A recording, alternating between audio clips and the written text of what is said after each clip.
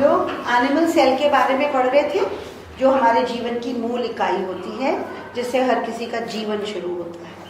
तो उसको पढ़ने के लिए जब हम लोग सूक्ष्मदर्शी से किसी भी एनिमल सेल को देखते हैं तो सबसे पहले उस कोशिका में एक सेल मेम्ब्रेन होती है, जिसको कोशिका झिल्ली कहा जाता है, जो उसका शेप बनाती है कि वो गोलाकार है, अंडाकार है, चौकोर है, कैसी है। फिर उसके अंदर में एक द्रव्य भरा होता है, जिसको कि हम कोशिका द्रव्य कहते हैं या फिर हम साइटोप्लाज्म कहते हैं। अब साइटोप्लाज्म के अंदर भी बहुत सारी चीज़ें होती हैं, जो उसमें सबसे पहले सबसे बड़ी चीज़ जो केंद्र में दिखाई देती है वो हमारा न्यूक्लियस होता है, जिसको हम केंद्रक कहते हैं। उस केंद्रक के चारों तरफ कई रचनाएं हमें दिखाई देती हैं।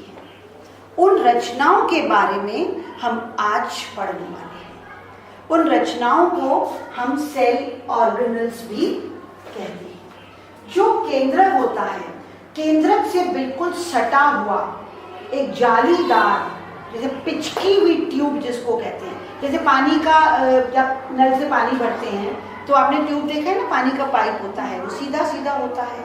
अगर उसको हम रिबन की तरह ऐसे ऐसे कर दें और उसको पिचका दें तो इस तरह का एक स्ट्रक्चर हमें न्यूक्लियस से जुड़ा हुआ दिखाई देता है।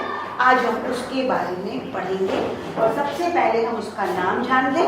उसको कहते हैं एंडोप्लाज्मिक रेटिकुलम और हिंदी में कहते हैं अंतःप्रद्रवी जालिका।